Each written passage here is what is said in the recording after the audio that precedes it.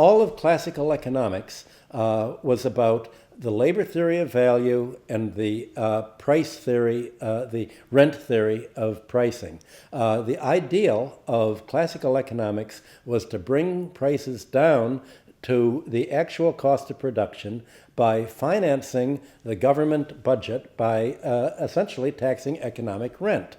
And the ideal from John Stuart Mill through Henry George, through Thorstein Veblen, and the entire progressive era in the United States was to base the tax system on economic rent, on income earned without any enterprise, without any cost of production, to get the excess of rental value over and above the actual cost of providing housing and office buildings, to tax monopoly rent, to tax the broadcasting spectrum, to tax mining, to tax everything, all the income that really was created as an excess charge, as a toll booth to what was provided by nature.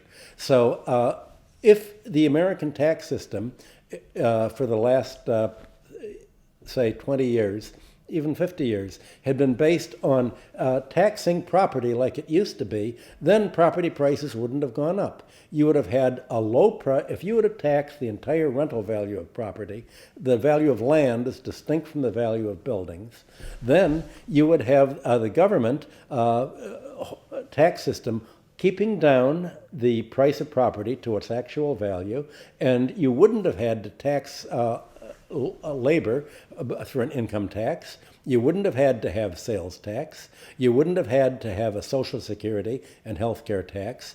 The rental value, economic rent, that is income without a cost of production, absorbs about 35% of the American economy.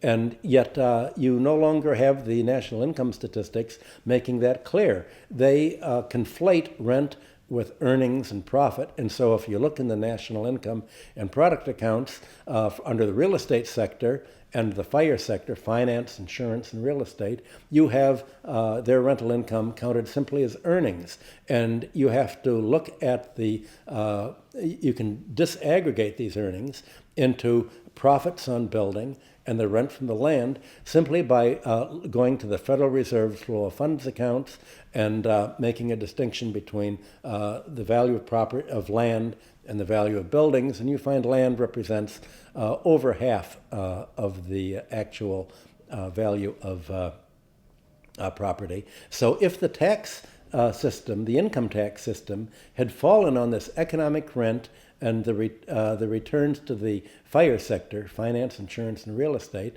then you wouldn't have to tax labor at all. You would have the lowest priced labor in the world.